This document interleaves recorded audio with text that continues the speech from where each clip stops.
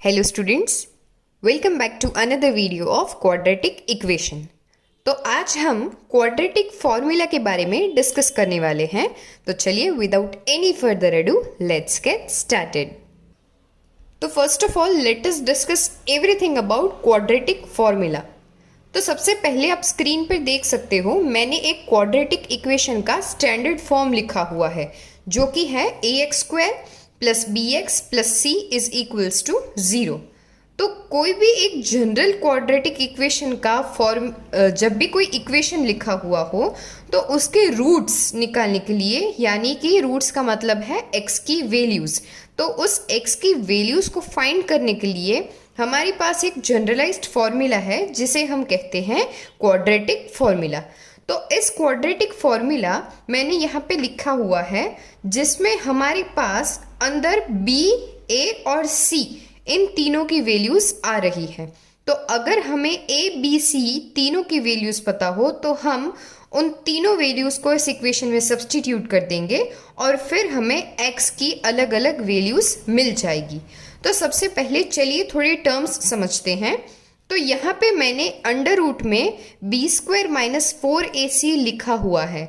तो हम जब भी कोई भी फॉर्मूला यूज़ करते हैं तो हम इसे b² माइनस 4ac बिना रूट के जब भी इस वैल्यू को हम लिखते हैं तो इसे स्पेसिफिक तरीके से डिस्क्रिमिनेंट कहा जाता है।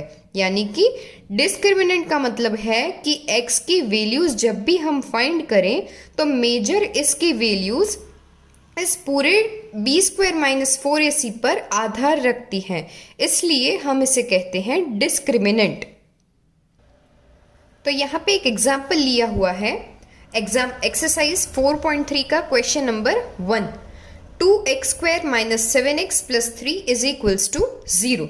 तो सबसे पहला जो स्टेप है वो है हमें a, b और c की वैल्यूज़ को लिख लेना है।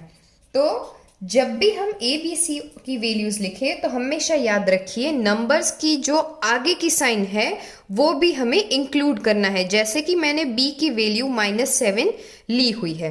तो चलिए हमें इस क्वेश्चन में इस रूट्स फाइंड करने हैं इस पूरे इक्वेशन के with the help of quadratic formula. तो सबसे पहले मैं यहाँ पे क्वाड्रेटिक फॉर्मूला लिख लेती हूँ, -b प्लस और minus under root b² b minus 4ac upon 2a।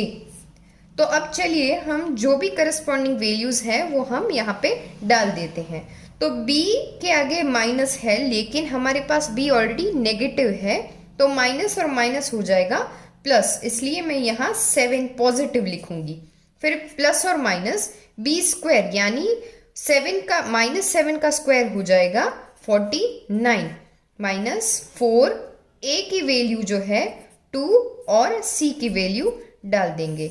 नीचे रहेगा 2 मल्टीप्लाइड बाई a, तो 2 मल्टीप्लाइड बाई 2 हो जाएगा 4। तो 7 प्लस और माइनस, अब अंडर रूट 4 2 ज़ा 8, 8 3 ज़ा 24, तो 49 माइनस 24 हो जाएगा हमारा 25 डिवाइडेड बाई 4। तो अब हमें पता है कि under root of 25 is equals to 5। तो 7 प्लस और माइनस 5/4।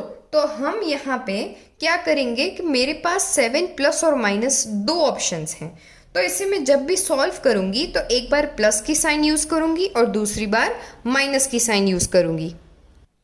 तो सबसे पहले मैंने 7 प्लस 5/4 लिया है और फिर माइनस लिया है, तो 7 प्लस 5 हो जाएगा 12/4, तो 12/4 हो जाएगा 3 और 7 माइनस 5 इज 2, 2/4 हो जाएगा 1/2। तो x की मुझे दो वैल्यूज मिली है, एक तो है 3 और दूसरा है हाफ। चलिए एक और एग्जाम्पल सॉल्व करते हैं। 2x² plus x minus 4 is equals to 0। तो सबसे पहला जो स्टेप है वो है हमें a, b और c की वैल्यूज को लिखना। a is equals to 2, b is 1 और c हो जाएगा -4। तो इसे करस्पॉन्डिंग इक्वेशन की वैल्यूज में डाल देंगे। तो सबसे पहले -b, तो -1 प्लस और माइनस अंडर रूट b का स्क्वायर यानी 1 का स्क्वायर -4 a की वैल्यू है 2 and again c -4 upon 2a। तो खास इस इक्वेशन के लिए आप हमेशा याद रखिए, जब भी कोई भी स्टूडेंट्स यहाँ पे गलतियां करते हैं तो वो मेजर मिस्टेक्स होती हैं इस सेक्शन में, क्योंकि c की वैल्यू सब पॉजिटिव ले लेते हैं और फिर क्वाड्रेटिक इक्वेशन पूरा इस वैल्यू से चेंज हो जाता है। इसलिए हमेशा एक ऐसी प्रैक्टिस रखिए कि a, b और c की वैल्यू सबसे पहले यहाँ पे अलग से लिख लीजिए और फिर इक्वेशन में डालिए। इससे आपकी मिस्टेक्स होने के चांसेस बहुत कम हो जाते हैं। तो चलिए अब इसे सॉल्व करते हैं। -1 प्लस और minus under root 1 4 2s are 8 and 8 4s are 32 और माइनस हो जाएगा प्लस 1 प्लस 32 डिवाइडेड बाय 4। तो इसका आंसर होगा -1 प्लस और माइनस अंडर रूट 33/4। तो जब भी आपके पास ऐसे टर्म्स आए जिसके रूट्स नहीं निकलते तो आपको सीधा इसे प्लस करके और माइनस करके अलग से लिख लेना है। जैसे कि देखिए आप -1 सबसे पहले मैं प्लस की साइन ले रही हूँ, तो प्लस अंडर रूट 33/4 और अगेन मैं अब क्या करूँगी, माइनस की साइन के साथ लिखूंगी, तो -1 माइनस रूट 33/4। हमेशा ऐसी प्रैक्टिस रखिए कि आप दोनों रूट्स को अलग करके लिखें और x की वैल्यूज मुझे दो रूट्स के हिसाब से मिली है। एक और एग्जाम्पल लिया है, x² + 4x + 5 = 0। तो सबसे पहला जो स्टेप है वो है करस्पॉन्डिंग a, b और c की वैल्यूज को लिख लेना। यहाँ पे सभी वैल्यूज पॉजिटिव हैं तो माइनस की गलती होने के चांसेस नहीं रहते। तो चलिए सबसे पहले फॉर्मूला में सब वैल्यूज डाल देते हैं। -b प्लस और minus under root b² -4ac upon 2a।